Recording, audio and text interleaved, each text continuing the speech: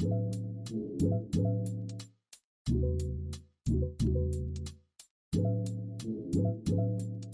latest leaked video news, you know what I'm saying? Hey, fool. On a scale of 1 to 10, how crazy do y'all think this whole goddamn situation is? Let me know in the comments. On a scale of 1 to 10, how crazy do y'all think this whole situation is? So we ain't gonna wait no time, fool. Make sure y'all like, comment, subscribe, goddamn. Let me move over so I can make the video big on this whole goddamn. Drop in the comment what y'all want to see next. Follow my Instagram at st.kt. At ReelyKT, and go stream me and mine out now everywhere. You know what I'm saying? Look at it, baby. I got over the course of the week. Let's start from the beginning. On Monday, federal agents for Homeland Security raided 2 of Diddy's properties, one in LA and one in Miami, and they both happened at the exact same time.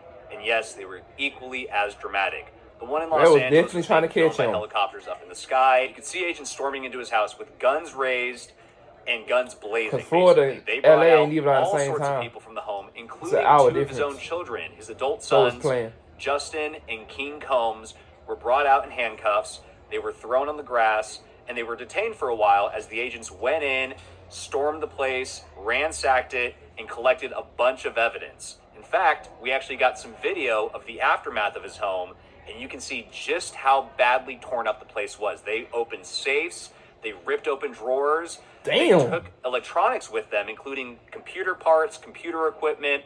The feds were clearly looking for any and everything they could get their hands on, and they took it all with them. Meanwhile, in Miami, where Diddy has another home on Star Island, a raid was going on there as well. We haven't gotten quite as much footage from that raid, but we do know that the feds came by land, by sky, and also by sea. There's you see the helicopter on a dock right next to Diddy's home. Hovering over. They stormed the place there too. Presumably did the exact same thing as they did in LA, taking evidence, taking names, etc. Now, in terms of where Diddy was for all of this, it was a little confusing at first. There were 2 different private jet situations going on.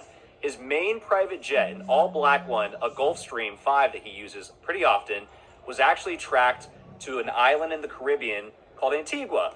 And at first it looked like he was flying to Antigua, landing in Antigua, and a lot of people online assumed that Diddy was, quote, on the run or on the lam. As we learned after the fact, that wasn't quite the case. Diddy was not on that private jet, and at this point there's no clear evidence that anybody really tied to him was on that jet. In any case, we know that the jet was in Antigua, it was grounded, it landed, and it was being dealt with there. In the meantime, Diddy was actually at an airport in Miami. He was about to go enjoy spring break with his kids. He's got 2 teenage daughters and a small entourage that he was with. They were stopped at the Opa-locka Airport, which is an executive airport, private airport. A lot of private jets go there. And before he could take off in that private jet, federal agents stopped him with Customs and Border Patrol, Homeland Security, and Miami PD. We actually have photos of Diddy interacting with these agents right there on the tarmac. You can see Diddy and his daughters and other people in his crew talking, being questioned. In some of the photos, it looks like some of them might be getting detained.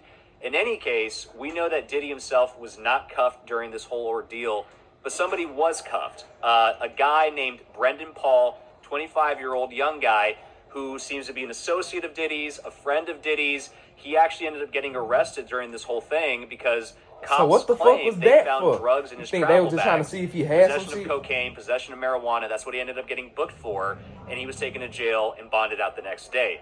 Meanwhile, while everybody was kind of getting questioned inside, we got video of Diddy pacing around outside after the fact, and he looked distressed. He looked very nervous, but he himself was not in handcuffs, and he himself did not seem to be getting questioned all that much either. Fast forward to today and where things stand. At this point, we know that federal investigators have subpoenaed a number of companies tied to Diddy, including charter jet companies, home security companies, computer companies, things that Diddy has in his possession that they think will help them crack the case and help them surface evidence to implicate him in a crime. That's what they're trying to do here, right? In the meantime, Diddy has been off the radar and silent. That is until Thursday when he and his teenage daughters, the ones that were with him being stopped by agents on Monday, they ended up going to Topgolf in Miami. It was just the 3 of them, little private outing.